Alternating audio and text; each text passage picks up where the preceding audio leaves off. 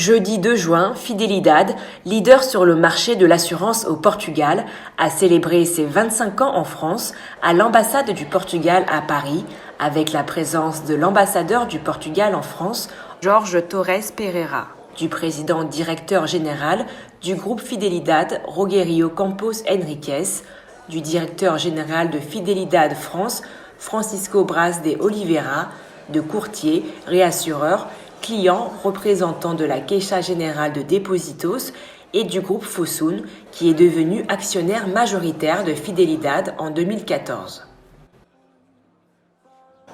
Jorge Torres Pereira, ambassadeur du Portugal en France, a déclaré que Fidelidade est un mariage réussi entre l'ancien, le beau et le moderne, à l'image de l'ambassade du Portugal à Paris, et s'est dit fier de fêter cet anniversaire.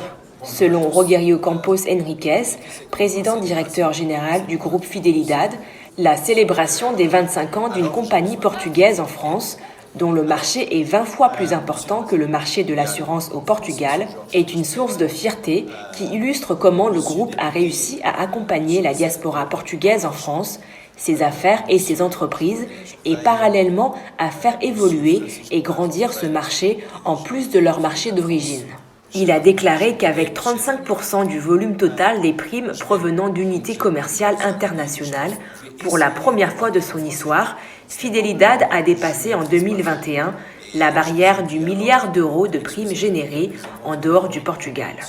Francisco Braz de Oliveira, directeur général de Fidelidade France, a souligné que leur principal défi a été de concrétiser la transformation de la succursale dans un contexte international totalement imprévisible, tout en enregistrant une croissance de 50% au cours des 3 dernières années, ajoutant que cela n'aurait pas été possible sans l'engagement de son équipe, le soutien du siège ainsi que la confiance des partenaires. On était originalement en France pour répondre aux besoins de la communauté portugaise. Maintenant, 65% de notre chiffre d'affaires, c'est français. C'est rien à voir avec la communauté portugaise. Il y a une question, c'est quelque chose qu'on n'a pas encore développé d'une façon structurée, c'est exactement la communauté chinoise. Parce qu'elle est conséquente en France, il a déjà une importance. Et une fois de plus, la porte ouverte qu'on peut avoir via notre groupe actionnaire Fosun, c'est quelque chose qu'on peut utiliser dès que nous avons les bons produits, les bonnes offres. Et là, c'est quelque chose qu'on veut demain avoir déjà une pénétration dans cette communauté intéressante. Portugal always had a very close relationship with China.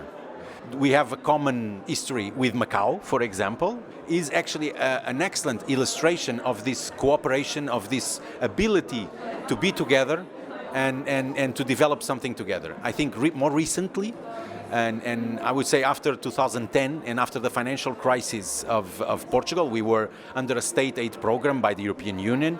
I think that the links between Portugal and China actually have increased, and one of the major important increases has been that several Chinese companies have invested in Portugal, and one of them was actually Fosun of Fuchin, which is our major shareholder, is the major shareholder of Fidelidade. It has 85% of Fidelidade.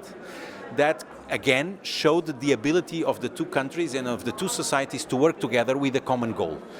By now, it has been 8 years since we've had Fosun as the major shareholder of Fidelidade. It's a great success story. Fidelidade has grown, has developed tremendously in Portugal and outside Portugal, and always with the support and the stimulus of the Chinese shareholder Fosun.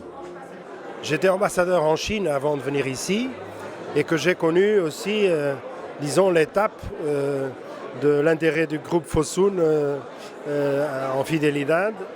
Et donc, l'histoire qui me paraissait aller être une histoire heureuse se confirme. Et ici en France, comme vous venez d'entendre, les résultats de ces dernières années sont vraiment très encourageants.